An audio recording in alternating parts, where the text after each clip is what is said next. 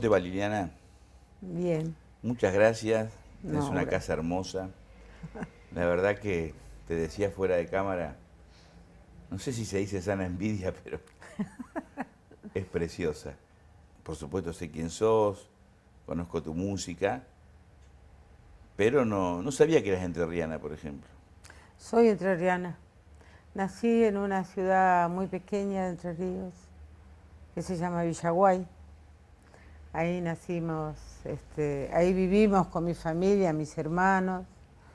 Es una ciudad que está más cerca de la costa del río Uruguay que de la costa del Paraná. Pero Entre Ríos ha sido y es fundamental para mí, ¿no saben? El Cuchi Leguizamón, que era un gran músico salteño, siempre me decía que yo tenía que buscar al cantar la voz, el devenir del río, ¿no? Y yo me di cuenta después, cuando él me dijo eso, que esa es una búsqueda inalcanzable e incesante, ¿no? Siempre estoy buscando ese color y ese recuerdo de la infancia, que fue muy importante. Y ¿sabes qué?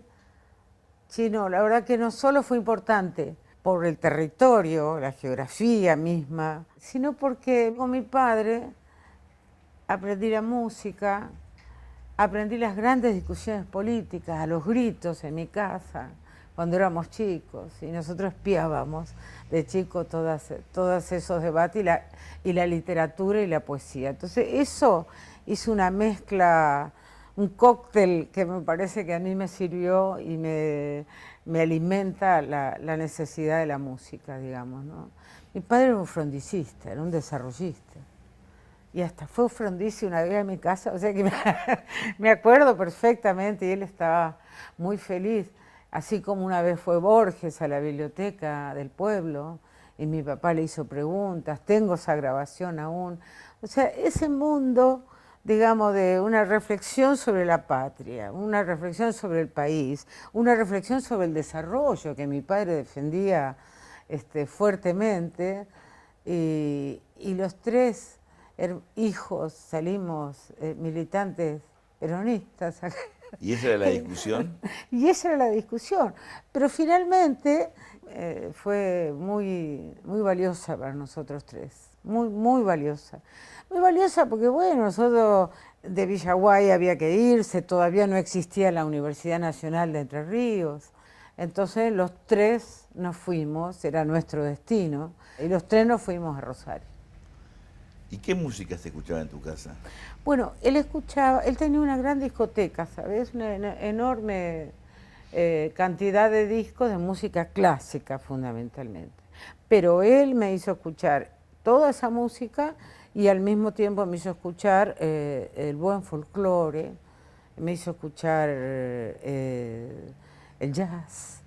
Y entonces todo eso también hizo que de ese batido, digamos, apareciera la idea que yo tengo fuertemente, es que los géneros existen, existe el folclore, existe el rock, existe el jazz, existe el tango, y que no hay que renegar de esos géneros, pero creo que los géneros deben estar dispuestos al diálogo con otros géneros, digamos, y de esos préstamos culturales puede aparecer una obra.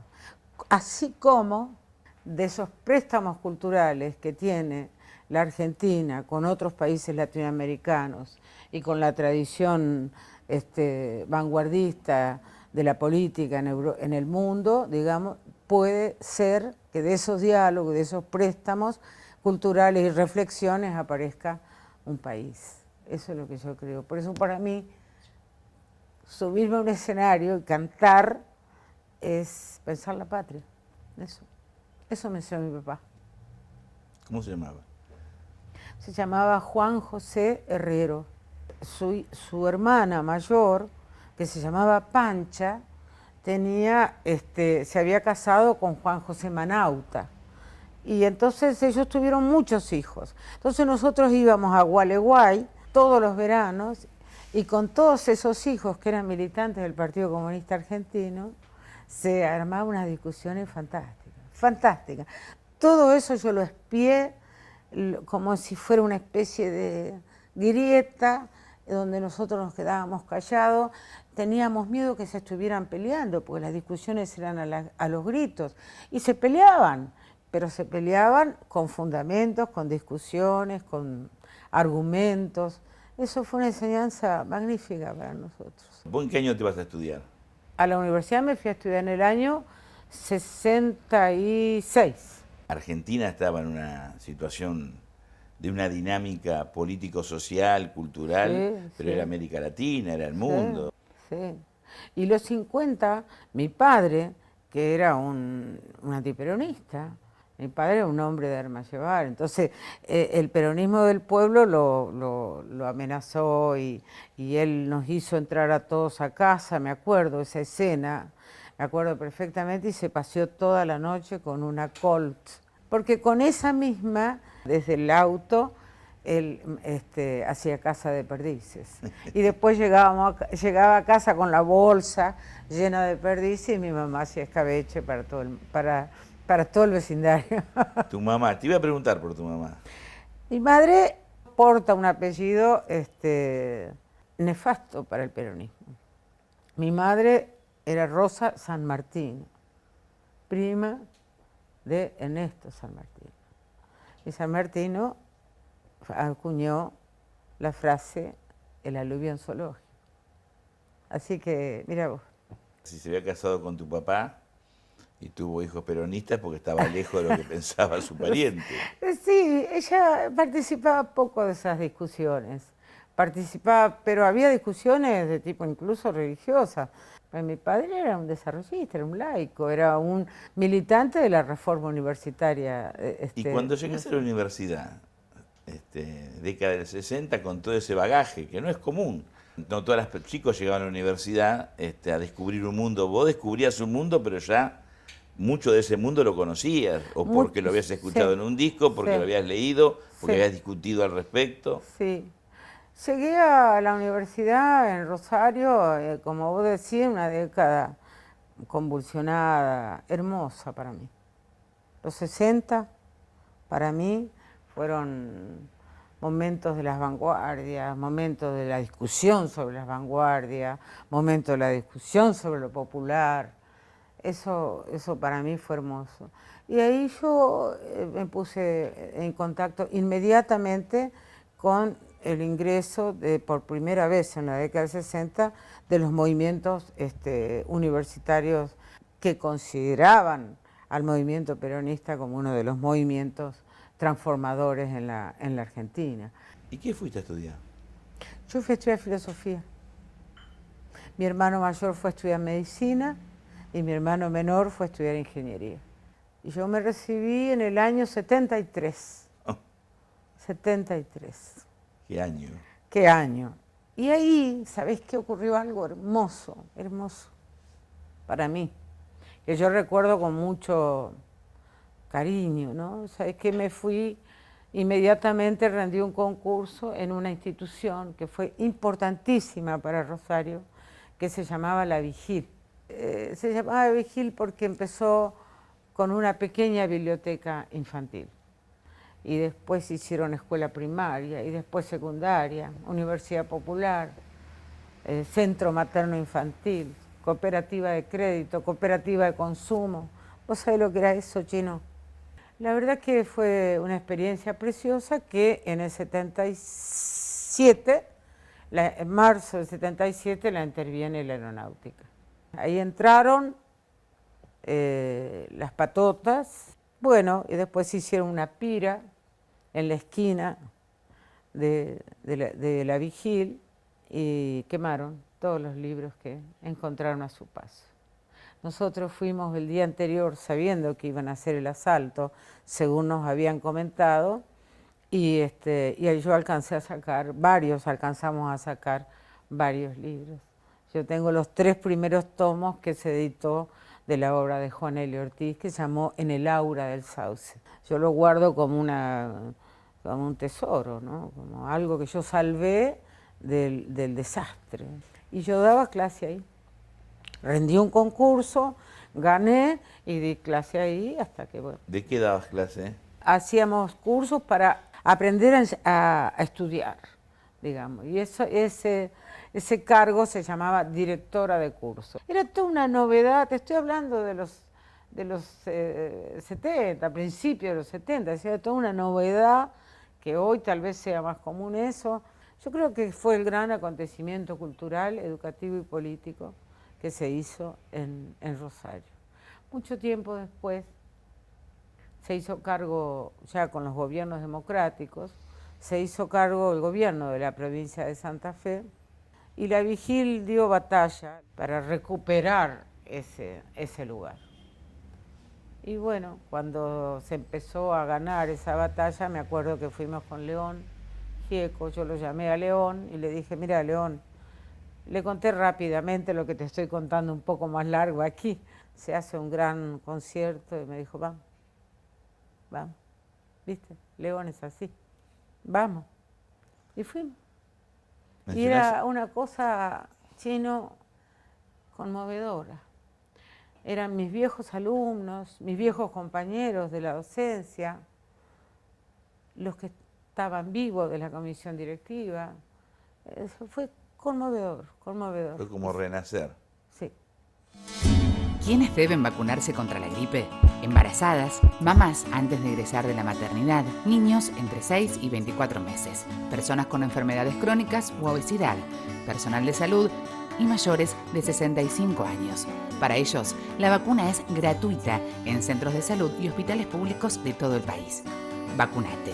Es bueno para vos. Es bueno para todos. 0800-222-1002.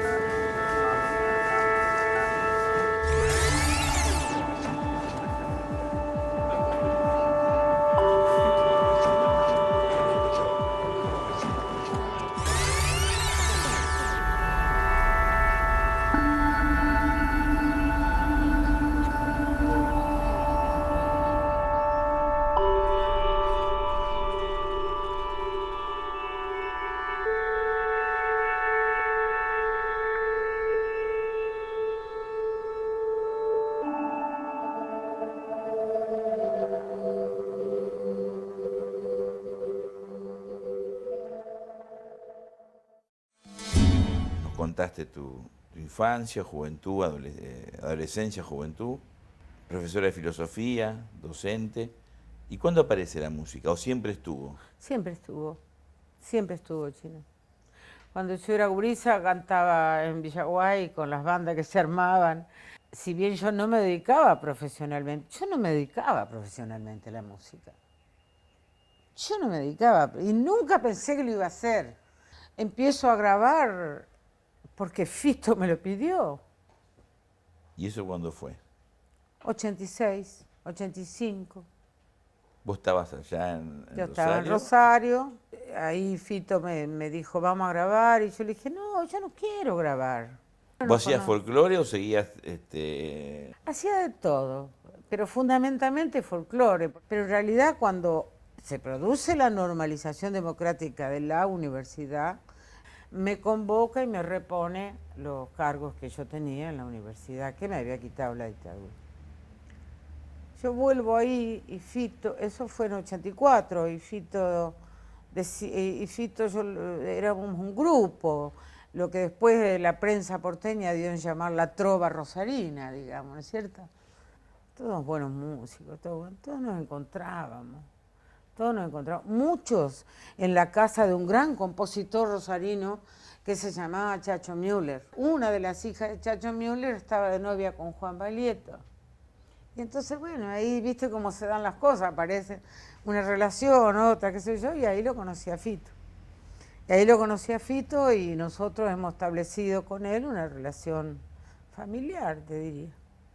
es mi familia y nosotros somos su familia. Entonces Fito insistía en que había que grabar. Y yo le digo, ¿pero para qué? Para cantar, para salir a cantar, tener un disco y salir a cantar. Y yo había vuelto a la universidad, había rendido concurso, había ganado. Todos me proponían a mí para ser la directora de la carrera de filosofía, cosa que fui durante 4 años. Bueno, total, que acepté. Nos vinimos a Buenos Aires. Él tenía una sala de ensayo, ni siquiera un estudio de grabación. Y grabamos ahí en una sala de ensayo. Te quiero decir, tapando las puertas con pulóveres, con camiseta, con frazada, con lo que venía para que no entrara el ruido de la calle. Imagínate donde estábamos haciendo música. A pulmón. A pulmón. El segundo, en el 98, fue igual. Ahí participó Luis Spinetta, muy hermoso. Cantamos una canción de Linares Cardoso, la canción de Cuna Costera, con Luis Spinetta. Yo me quería morir. Yo me quería morir. ¿Te acordás de esa canción de Spinetta? Noche calma sobre el río, sueño, trabajo y querer. Ya va el pescador curtido recorriendo el espinel. Eso me lo acordé ahora, porque primero cantamos eso con Luis Alberto Spinetta. Lo grabamos en esa misma sala de ensayo de Fito. Escuchá qué coincidencia hermosa. 98. Y hace 2 semanas fui a presentar el disco que grabamos con la Orquesta Infanto Juvenil del barrio Carlos Gardel de Morón, donde me invitaron a participar para cantar ese tema, con todos gurises que a veces no tienen ni para zapatillas y que tocan. Yo creo que hay que festejar estos tiempos. Yo creo ya hace rato más en la causalidad que en la casualidad. Todo esto que vos contás no puede ser casual, no es que... Hay casualidades que ayudan, pero hay una historia y una corriente y algo que empuja. Sí. Si no, no podrías haber cantado con los chicos de la Carlos Gardel. Tal vez sea una mezcla de las dos cosas. Yo sé que uno va eligiendo un sendero por el que caminar, ¿no es cierto? Entonces es inevitable que te encuentres con determinadas personas, sino porque yo iba a ir a ser la madrina de Casa Abierta, o porque yo iba a ir a cantar con la orquesta Carlos Gardel del barrio Carlos Gardel de Morón, o porque también uno está dispuesta a esas cosas, digamos. Yo estoy dispuesta a esas cosas. Yo tengo la idea de que los grandes proyectos culturales tienen que basarse en 3 principios. Diseminación, dispersar, ir a todos lados, estar alertas a todos los lugares. Simultaneidad, al mismo tiempo, e intercambio. Casi, te voy a decir una palabra que no se usa mucho hoy día, pero yo la sostengo, casi una guerrilla cultural. Eso es lo que estamos haciendo con Juan Falú, eso es lo que estamos haciendo. Ahora, en septiembre, se hace un proyecto de 150 músicos que van a diseminar, van a tocar en las capitales de las 23 provincias de este país, van a estar tocando todos los grupos que se armaron. Se llama Música Interior. Encuentros regionales y después venimos a Buenos Aires y lo hacemos en el CCK, que está todo bien. Pero no como coronación, sino como culminación de un proyecto, de una idea, que es política, ideológica. Yo te estoy hablando mucho, me parece, pero me entusiasmo, porque no, a mí... Y nosotros venimos a escucharte a vos, no, yo lo que hago No, es bueno, simplemente pero un preguntar. diálogo, caramba, estoy hablando yo. No, la idea es conocerte, que te conozcan, tu riqueza, lo que tenés adentro, lo que decís con tanta pasión, con tanta emoción. Pero llegaste a Buenos Aires, grabaste el disco. ¿Te quedaste o volviste? Volví. Bueno, pero ¿cuándo volvés nuevamente y te quedás en Buenos Aires, ¿y por qué? Porque en el 84 regresa González de Brasil. Yo vivía en Rosario y González estaba acá. Pero ¿Vos lo también, conocías de antes? yo lo conocía, pero yo era un pichi y Horacio no era un dirigente, a mí no me dio ni 5 bolices en aquel momento. ¿Y cuándo te da bolilla? En el 84 que nos encontramos en un congreso de filosofía, él habló, hizo una exposición muy linda y yo me acerqué para decirle que me había gustado mucho la exposición. Seguramente seguimos conversando después. Yo vine a Buenos Aires a un encuentro de teatro y ahí él me llamó, yo lo llamé, no me acuerdo, y nos encontramos y bueno, y ya. Y después yo no me acuerdo, 2004, 2005 creo que recién me vine para Buenos Aires. No hace mucho que yo vivo acá. 10 años. 10 años. Sí, vivimos... La década ganada. Exactamente, en la década ganada.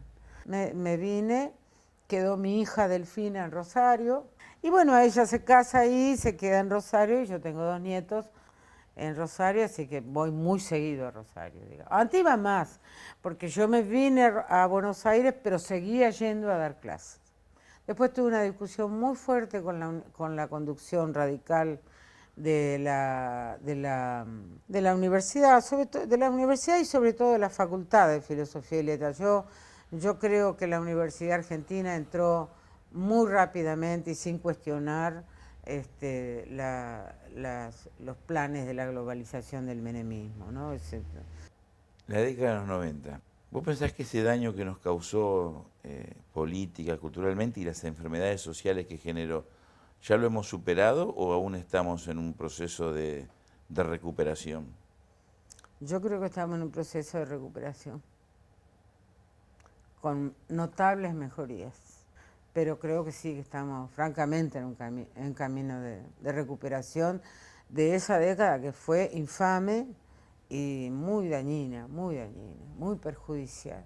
Tenemos ejemplos hoy de coletazos fuertes de esa década, ¿no? Yo, por ejemplo, cada vez que pienso o escucho los proyectos de Macri, por ejemplo, del PRO, sinceramente siento que o de Massa mismo, pienso que están pensando la música siempre desde un punto de vista empresarial. Están pensando como empresarios, no están pensando como políticos, pues la política es otra cosa. Tenemos que pensar en otro universo, tenemos que pensar en otras estrellas, en otra constelación, con memoria, con memoria. El pasado no es nada si no es interrogado por el presente. Y el presente no es nada si el pasado no nos habla. Y yo creo que el pasado nos tiene que hablar, que nosotros tenemos que volver para atrás y pensar, y en ese diálogo puede ser que tengamos la suerte de que aparezca un país. A mí me da la sensación que nosotros estamos en esta década, hemos puesto sobre el tapete estas discusiones. Y eso para mí es maravilloso. Para mí la década es ganada sobre todo por eso. Cuando yo te digo esto, Chino, si vos me preguntás, ¿cómo pienso la música yo? Igual. Por eso cantar es pensar la patria. ¿Cómo puedo ser que yo pueda subirme a un escenario sin saber quién es Atahualpa Yupanqui? Entonces, es lo mismo. Pero al mismo tiempo, yo tengo que amasar lentamente un acto creativo. Ahí se rompe todo y aparece algo. Puede aparecer algo. En 2 o 3 ocasiones dijiste, tiene que aparecer el país o va a aparecer el país. ¿Dónde está el país? Ay, qué pregunta difícil. El país está. Con eso que está, tenemos que apostar a más. tenemos que construir más, tenemos que caminar hacia lo hondo y hacia adelante. En ese proceso tenemos que hacerlo con alegría, con celebración y con angustia también, y con miedo también, pero tenemos que hacerlo. Eso es lo que yo... Es como cuando uno se sube al escenario, uno tiene miedo, pero uno tiene que tener la certeza que sostiene una memoria. Y en esa memoria, y en ese miedo, y en esa celebración, y en ese gozo, puede ser un concierto maravilloso. Para ser un país hay que encontrar ese concierto. Eso creo. No sé. La verdad, Liliana, me quedaría preguntándote tantas cosas. Me hiciste emocionar cuando cantaste. Pero es que es una canción de cuna, se llama Canción de Cuna Costera. Pero me hiciste lagrimear, te juro. Hermosa. Nos regalaste una canción hermosa, te agradezco. No, gracias a vos. Fue un gusto. Muchas gracias. A vos, a tus compañeros acá. Gracias, querido. Muchas gracias. Me secó